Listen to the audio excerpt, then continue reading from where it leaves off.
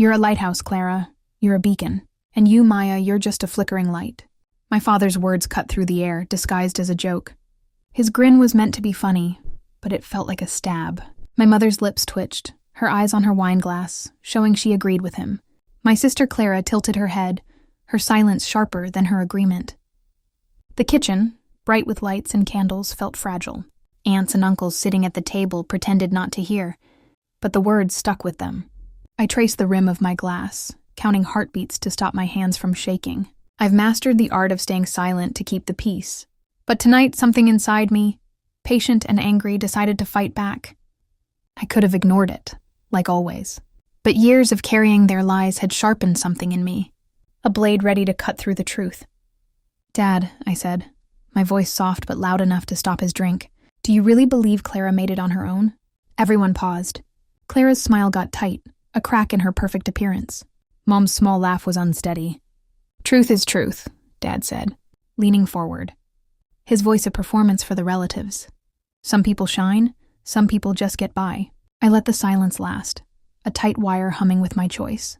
The light above the table pulsed, showing dust in the air like secrets no one talked about. I thought about the past 4 years. $50,000 sent monthly to Clara's bank account, a lifeline she called temporary, her 3 a.m. voicemails, just until the project pays, my missed vacations and my lies about budget cuts to cover her rent. Dad never asked how I was doing, only why I looked so tired. I put my glass down, a final act. "Good," I said, my eyes on Clara. "Since you're so self-made, my transfers end now." Clara's laugh broke, a weak sound.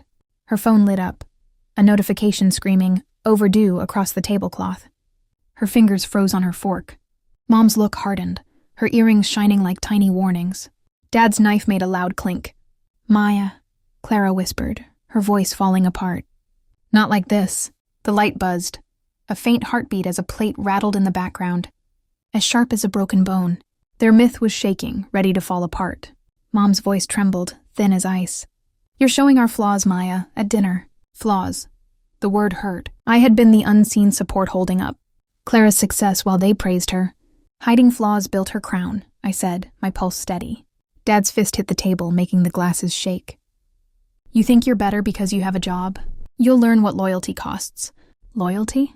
It meant me sacrificing my own dreams to support Clara's life, calling it my duty. Tonight I called it finished. Clara's voice came through, soft and pleading.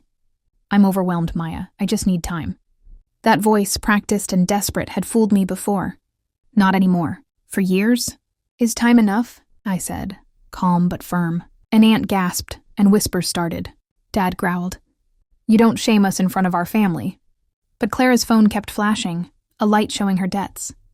"She's not wrong," Clara whispered, her voice almost gone. "I've been falling apart." The room went still. Mom's hand shook, her wine glass tilting. Dad's jaw was locked, his belief in Clara crumbling. The light flickered, shadows moving across their faces like broken mirrors. I wasn't breaking a family. I was breaking their illusion. Clara's eyes met mine, raw and defenseless. "Maya, please," she breathed. I saw her panic, not for me, but for my money. "You'll stand on your own," I said, "or you'll earn what you get." Her wine glass tipped, red liquid spreading like a confession across the cloth. No one touched it. The stain was older than the night. Dad's voice failed, a cracked sound. "You'll ruin this, Maya." But his words were empty. Mom clutched her earrings, mumbling about family ties. Clara stared at her phone, its light showing her the truth. I got up from my chair without a sound. "I was silent for too long," I said. The candles flickered as I walked away, the light following me like a promise. Each step freed me from their demands, their praise of Clara, and their dismissal of me. Days later, the results were clear. Relatives texted, some judging me, some praising my courage. Clara's calls went from begging to angry, then stopped. Dad's messages were about my duty. Mom's begged for us to be a family again. I blocked them. I used my money for myself, a therapist, an apartment with skylights for my poetry, and a coding class I had put off. Family isn't about blood or duty. It's about respect. And I finally gave it to the one they ignored. Me.